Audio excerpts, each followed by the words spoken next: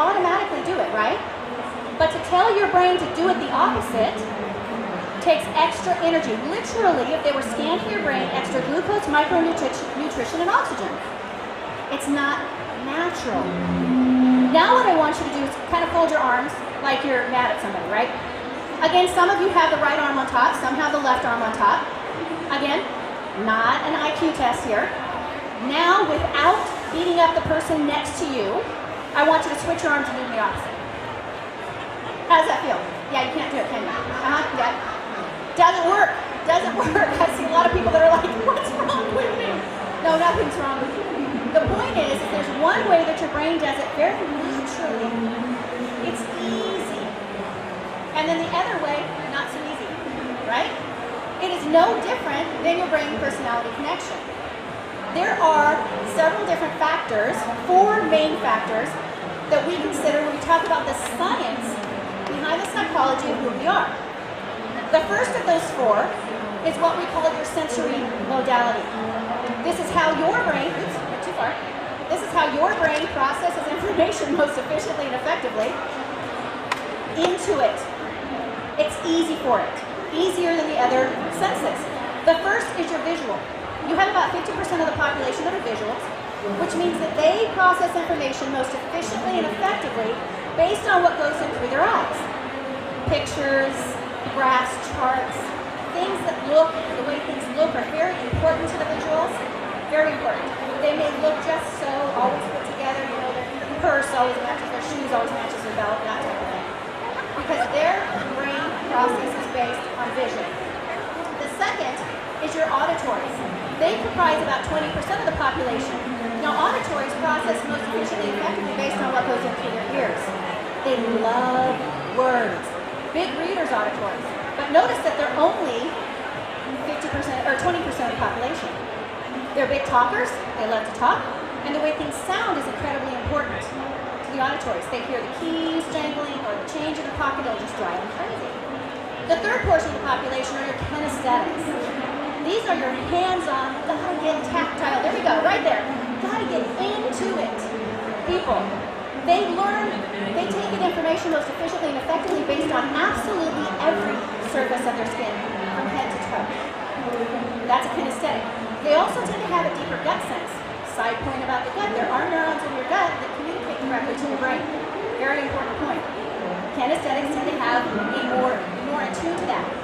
Understand also that for the kinesthetics, the way things feel is incredibly important to them because that's the way their brain is processing information most efficiently and effectively.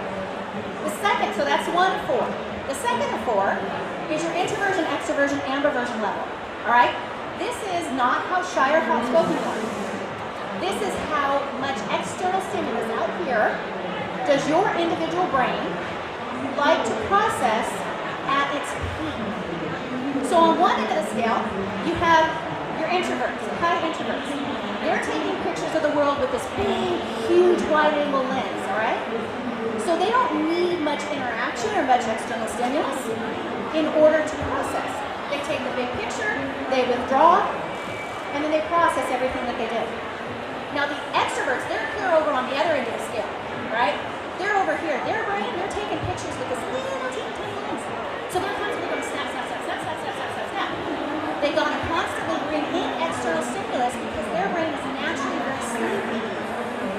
And if they don't have stimulus, they go to sleep. Right? That's your extroverts. Now your ambiverts are kind of right here in the middle. They can do busy, high stimulus situations like this today. But tomorrow, they want to be by themselves. They want to be over here, alone, down, decompressing. That's your introversion, extroversion, ambiversion level. That's 2 of 4. 3 of 4 is, guess what? Interbrain gender.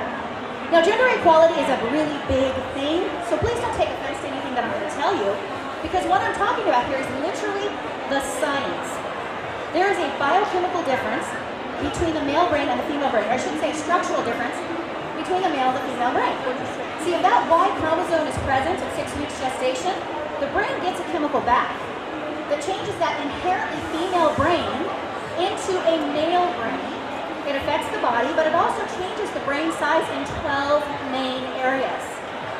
Two of those areas that are most notable that I think is really important for our relationships and for us to understand is the corpus callosum and the speech centers. So the corpus callosum is this mass of neural connecting fibers between the right side of the brain and the left side of the brain.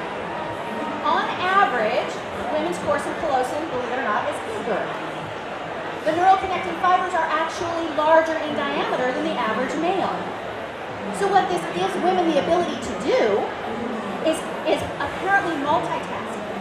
Their brain is like this ball of energy. It's like we're constantly bouncing all over the place, and we're able to juggle a lot of different things apparently at the same time. Now the male brain, they're very single thought focused.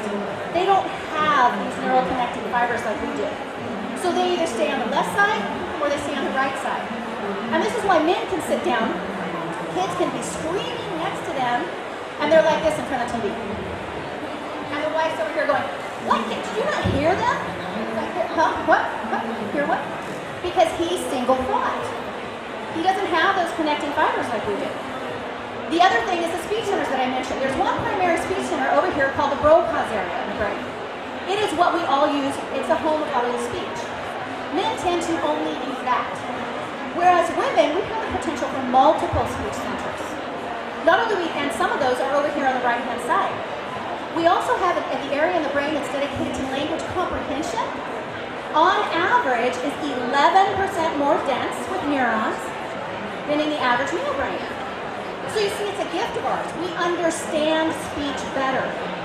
We can use more emotional speech, more flowery speech, more content in our conversations because we have access to these extra parts of our brain. Okay, that's brain gender. There's a lot of other ones that are really cool to go over. I just don't have time today this morning to cover them all. So that's brain gender. That is the third of the four. The next one is what I call brain quadrant dominance. Dr. Richard Heyer, he's huge in this field of neuropsychology. He has scanned a lot of brains. And what he has discovered is that individual brains, there's four main quadrants in the brain.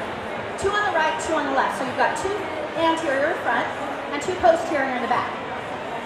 What he has discovered is that individuals have the ability to work with greater amounts of ease in one of those four, not all four, one of those four. In that lead area, or that gifted area, it takes less glucose, less micronutrition, less oxygen, less energy to process the functions that take place there. So that naturally should flow into your personality. It's very difficult to work in the diagonally opposite portion of the brain. Remember those exercises that we did earlier? It's harder to do it if it's not the way your brain is naturally wired. Now, I've given titles to these four quadrants to help you understand kind of the qualities that take place within those portions. The first is the anterior left, the front left, and this is the boss, BQD. This is where all of the boss type of activities take place in our brain. Inductive, deductive reasoning, fact-based problem solving, authority delegating. Okay, they are gifted at telling people what to do and be in control, because this is the portion of the brain that we all use when we're doing that. That's the boss. If you go to the back left, the posterior left portion of the brain, I want you to envision a filing cabinet. This is the master coordinator part of the brain. Okay, the master coordinator. Everything, all of the details that we sequentially file in that portion of the brain, or is in that portion of the brain. Spelling is in that portion of the brain. All spelling is a sequence. You know, C-A-T spells cat, right?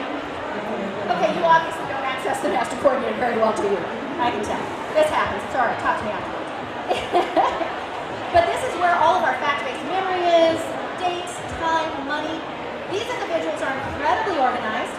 Everything in their life is incredibly compartmentalized. They're always punctual, always on time. Do not mess up their time schedule or you mess their brain up. They love to punch in at 9, punch out at 5. These are your master coordinators. Do not like change. They like to maintain the status quo. Okay, so that's the left side of the brain. Now we're going to jump to the right side of the brain. What's really important to understand about the right side of the brain is that it has many more neural connections to the limbic system. The limbic system in the brain is a home of emotion. So what this means is that right-brainers in general feel, sense, and display more emotion because they're gifted at it. They have more neural connections there. It's the way their brain is wired. So if you go to the back right portion, or the posterior right portion of the brain, this is, oh, wait, we're going to do the front of the brain first. We're going to do the anterior right first. The anterior right is an innovator, BQD. You know when it has This is the portion of the brain where creative problem solving, daydreaming, all kinds of brainstorming, thinking outside of the box takes place in this quadrant of the brain.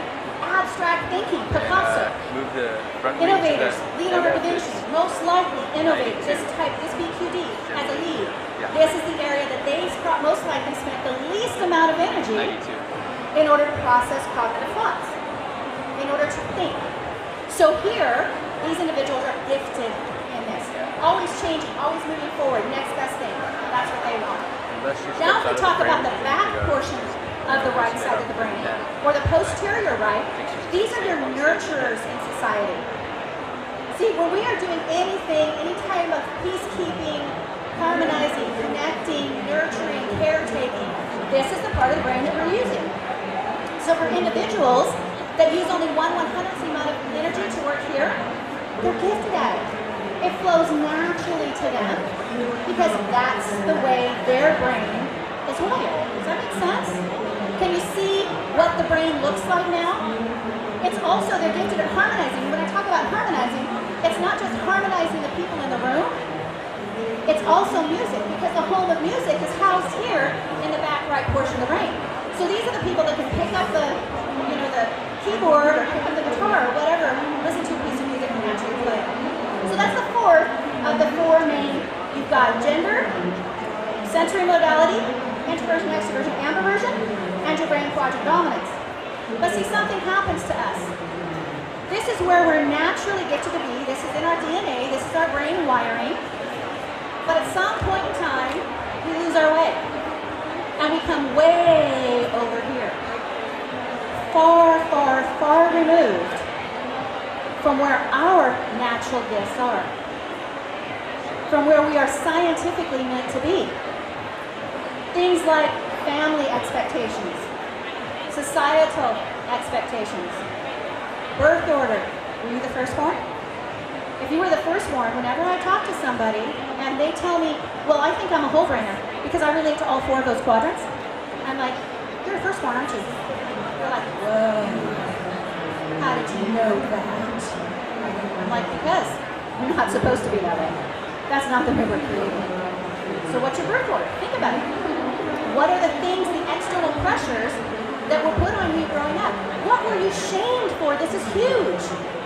People, there is nothing more damaging to an individual's self-worth and self-value than the insignificant things said to them by significant people in their lives. Your parents, your grandparents, your siblings, your teachers, even your bus driver that you see every day. If they are criticizing you because of your natural, innate brain gifts, you're going to be ashamed of them and you're going to suppress them.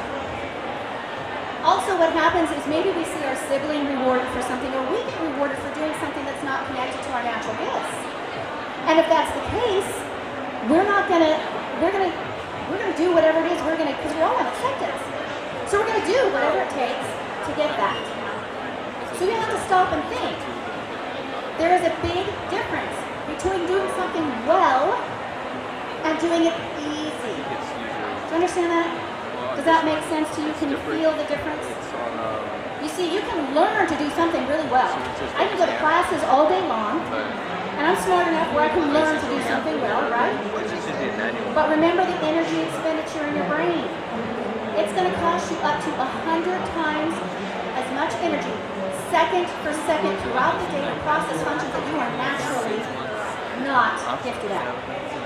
And so what happens is we change, we move away, we stop to thrive, we don't honor our brain-personality connection. And this is incredibly dangerous. I said that I started this journey 20 years ago, and this is where I started my journey. I started it studying psychoneuroimmunology. Psychoneuroimmunology is that critical connection between your brain, your mind, your psyche, what you think, the reaction that causes in your brain, a chemical neurological reaction, and how that affects our immune system. They're all intricately connected. See, there's been study after study after study, and I'm just going to blow through these really quick. You can come get the details later from me. Study after study that shows that negative emotions will literally suppress your immune system. It will reduce your B and T cells. It will reduce your immunoglobulins in your body. It makes you sick.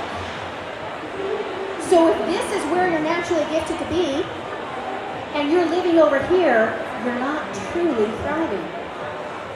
You're spending way, way, way too much energy every day of your life, and you're killing yourself. However, there's hope, right? Because this is what you do. You become intimately connected to who you are naturally meant to be. And when you do that, when you honor your own brain-personality connection within you, and you start to accept the BPC of other people, your relationships improve and you start to thrive. And then the sky becomes the limit. There's nothing you can't do. I want to introduce you to somebody. His name is Daniel Kish. And some of you may have heard about him. He's really pretty cool. He was born with cancer in his eyes, retinal cancer. And before he was a year and a half old, he had to have both of his eyes removed. But something that's very interesting about him is it didn't stop him. His mom says before he was 2, he was climbing up the bookshelves in the room. He trained his brain to use echolocation. So he uses sonar to identify the area that his environment. By the time he was 4, he was climbing trees. By the time he was 5, he was riding a bike, completely blind. No sight whatsoever. Now, he is a huge mountain biker. He rides these complicated trails that I rode. I'm covered from head to toe, right? With scars and gone through 4 or 5 mountain bikes by now. The point is that he trained his brain. And why do you think he was able to do that? Nobody ever told him he couldn't. Do you understand the power of our thought process? Do you understand when somebody tells us you can't do that, you're wrong, this is not acceptable in society, this is not acceptable in this family, you stop. You stop growing. It stunts you. His mom said she was scared to death when he would do these things. But it didn't matter. She said, I can't tell him not to, because I know if I tell him not to, he won't. And that's a powerful message that we need to send ourselves. So what we need to think about and understand is now if we turn everything to a positive, and we start living our lives in a positive, we're going to be more connected to our brain-personality connection. We are going to thrive. We are actually going to be healthier because we're going to produce more immune cells. We're actually going to thrive physically. You see, we cannot choose our family, right? We can't choose them, but we can choose to ignore them, okay? When we stand proudly in our life, when we start to tell people, I want everybody to repeat after me, I do not have an attitude problem. Say it. I just have a personality you can't handle. That is the way that we need to live our lives. We need to become innately connected to who we are, and when we do that, when we take this knowledge, we do that, we are going to be happier, we are going to be healthier, and we are going to absolutely thrive. That is the message that I want to give all of you here today. That is what I want you to take home. I want you to really think about, do I do this well because I learned how to do it? Do I do this behavior because this is what I was taught to do? Or is it easy for me? Is it part of who I am, my core, my DNA, my brain personality connection? Because when you do that, you will be able to clearly stand in your power, step into who you are naturally meant to be, and rock your natural gifts. Thank you. I'd love for you to come visit me at our booth. We are in booth 428. We have some exciting events coming up and some exciting things that I'd like to tell you about. I can help you connect with your innate gifts much better when we talk one-on-one.